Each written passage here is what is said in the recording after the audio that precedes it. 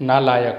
अरे कहाँ मर गई, रसोई हुई बिखरी पड़ी है और महारानी आराम फरमा रही हैं। सास रमा देवी की चीखने की आवाज़ से दर्द से कराहती सुधा उठ ही रही थी कि धड़ाम से दरवाज़ा खुल गया।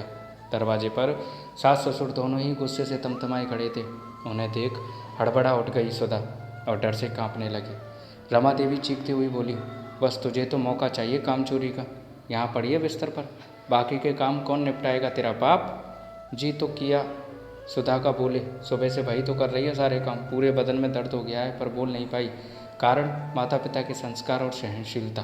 परिवार में 4 बहुएं थी, किसी पर कोई पाबंदी नहीं थी, बस उस पर ही सारे प्रतिबंध थे। नौकरानी से ज़्यादा हैसियत नहीं थी उसकी। कारण कुछ और नहीं था, बल्कि पति की कम आमदनी थी बाकियों की अपेक्षा। अपने ही ख्यालों में खोई थी। वो कितना कुछ कह डाला सास ससुर ने, उसे एहसास भी ना हुआ। तंद्रा जब टूटी, जब सांस ने आवेग में उसे लगभग घसीटते दरवाजे से बाहर निकाल दिया। वो लड़खड़ाती अभी गिरने ही वाली थी कि काम से आए पति की बाहों ने संभाल लिया। माता पिता का ऐसा रूप देख हतप्रत रह गया, पर बिना कोई सवाल किए सुधा से बोला, कुछ कहने की ज़रूरत नहीं है सुधा, चलो यहाँ से। अब हम उस घर में नहीं रह सकते जहाँ इंसानों से ज़्यादा पैसे को अहमियत दी जाती है। बोल।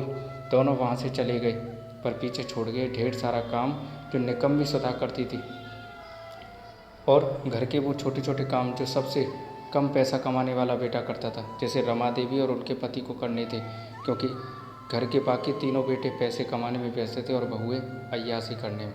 तो दोस्तों आप ही बताइए, क्या ऐसी बहुओं का घर में होना ना होना एक बराबर ही है? और कहानी आपको कैसे लगी कमेंट में बताइएगा।